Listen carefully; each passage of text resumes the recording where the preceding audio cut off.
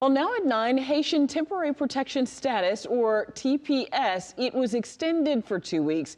This evening, about 24 people rallied outside the state capitol, blasting the Supreme Court ruling that allowed TPS to nearly end today for more than half a dozen countries, including Haiti. Atlanta News First reporter Justin Berger is live outside the Capitol tonight. Justin, a leader there in the Haitian community here in Georgia, is fearful of what could happen if Haitians have to return to their home country.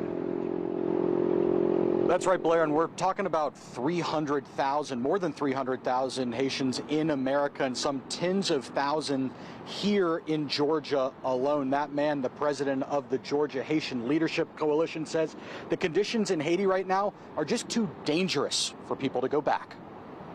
The entire area of Port-au-Prince and some other areas have been controlled by gangs. Dr. Jean-Billy Beaufils was born in Haiti and moved to the United States decades ago. Since 2010, after the catastrophic earthquake, hundreds of thousands of Haitians have been granted TPS in the United States. Haitians love America, and we understand TPS is temporary. And of course, the administration knows full well that the condition of Haiti is chaotic.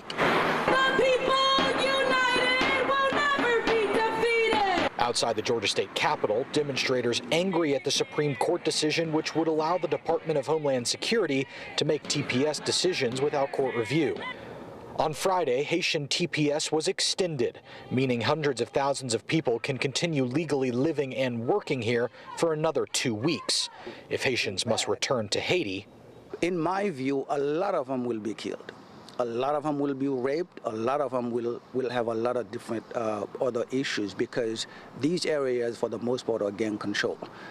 The State Department says Haiti is not safe to travel for American citizens, classifying it with a Level 4 advisory due to crime, kidnapping, terrorism, unrest, and limited health care. Other Level 4 countries include Iran, Russia, North Korea, and Ukraine. The condition of the country, my administration declared to be chaotic, run by terrorists. So why would I want to send over 300,000 Haitians back unless it's a death wish? But Dr. Beaufils has not given up hope. Ultimately, God works. So God is still in the business of making miracles happen. So I am hopeful that God will have the last say, not the administration. Now, the other countries that were due to have TPS extended today, Somalia, South Sudan, Syria, Burma, Yemen, and Ethiopia, all had that deadline pushed back until next Friday. We're live outside the Gold Dome. Justin Berger, Atlanta News First.